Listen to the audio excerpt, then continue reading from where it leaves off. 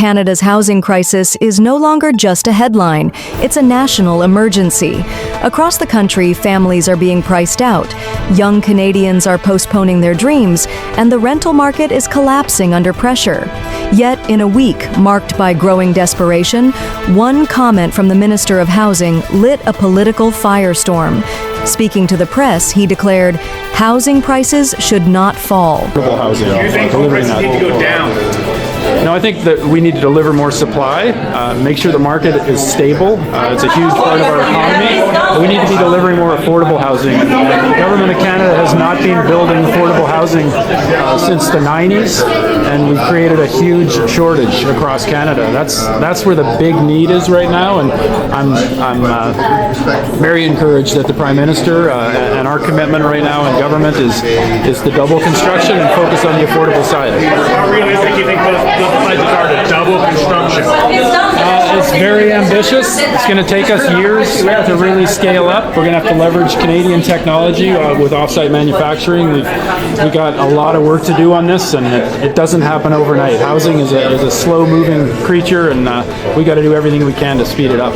This remark sparked outrage from housing advocates and ordinary Canadians alike. With affordability already out of reach for many, the idea that prices must remain high suggests that the system is built not to provide homes, but to protect assets. As inflation eats away at wages and interest rates climb, the average Canadian is left asking, who is this housing system really for? In the post-war decades, home ownership in Canada was seen as a rite of passage, something achievable for the working and middle class. But today, that dream is shattered. In Toronto, the average price of a home now exceeds $1.1 million. In Vancouver, it's nearly $1.2 million. Even smaller markets like Halifax and Ottawa have seen prices climb beyond reach for average earners. Renters aren't faring any better. A one-bedroom apartment in a major Canadian city can cost anywhere from $2,200 to $2,800 per month, a price that consumes more than 50% of the average Canadian's post-tax income. The situation has reached a point where families are living in cars or tent cities, especially in Vancouver's downtown east side and parts of Toronto. These are not just isolated stories. They are symptoms of a system spiraling out of control. When housing affordability enters the national conversation, immigration is often the first lightning rod. Canada has set ambitious immigration targets, welcoming over 1.45 million new permanent residents between 2023 and 2025.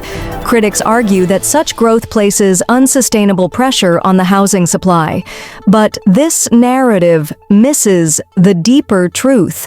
Immigrants are not just buyers or renters. They are workers, taxpayers, and essential contributors to the economy. Ironically, many skilled immigrants in fields like healthcare and construction, sectors in dire need of labor, are the ones facing the greatest housing hardships.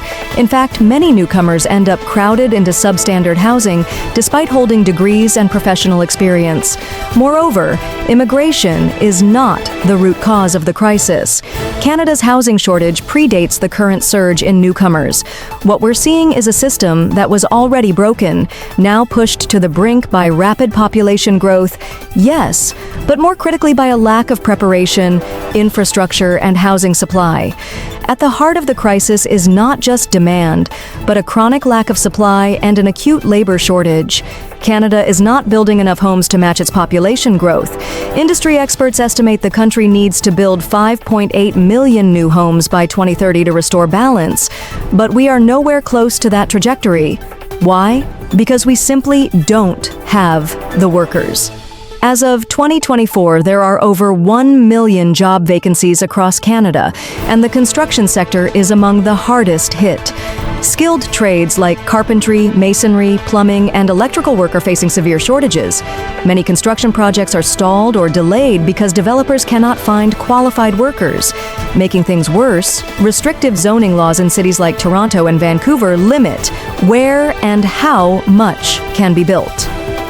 Local resistance to densification, often driven by NIMBY, not in my backyard, politics, creates further roadblocks. So even when the money and will are present, bureaucracy kills momentum.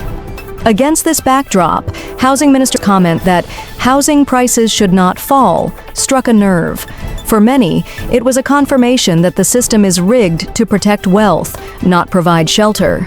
Keeping prices high favors investors, developers, and homeowners who've already won in the market. But it leaves behind first-time buyers, renters, students, and low-income Canadians. Investor activity in the housing market has surged in recent years.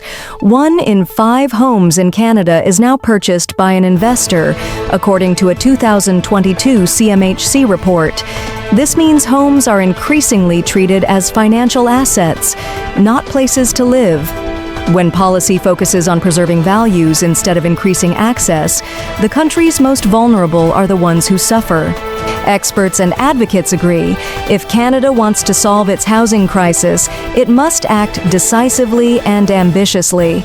First, the federal and provincial governments must unlock supply by relaxing zoning laws, especially in urban centers. Allowing more mid-rise and high-density developments is essential. Second, Canada must streamline immigration pathways for skilled tradespeople and ensure their credentials are recognized quickly.